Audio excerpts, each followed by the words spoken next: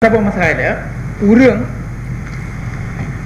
nyanjit ke ni palak dia kena masa perang Belanda ke Bunan ke. Ni artinya mata-mata, artinya pengkhianat. Makin ramai lah yang ke Belanda je makin jeroh ke je. Kerana urang Aceh bantu lingkar. Yang kupaga je yang. Tapi orang masa Belanda, hang itu mai urang Aceh. Puh lagi nak baik juga urang Aceh tem pula. Menyana urung tem, nah yang tem. Awak boleh belang. Awak boleh putus roh. Di Parlimen di bang. Tapi hana ramai. Malay urang hang ejek jak hana urang Aceh tidak hang jak tok uniform Belanda ji foto apa. Dekat Jawa.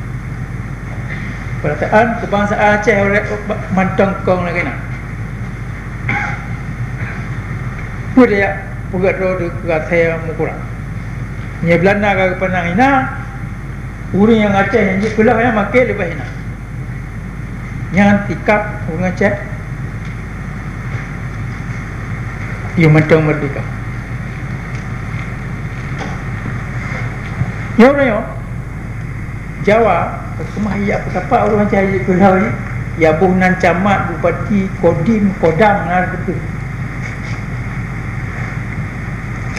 urang yang nyandang haji yang pubena haji jajah ya cik urang yang gaji pegawai haji kalat ji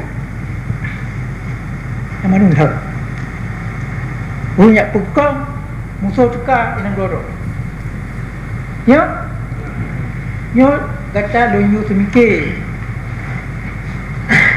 nyo ya jadi menyo ino Belanda dengan Jawa macam kemai buat ino kata mah saya sama sebuah grup tu kan Aceh ino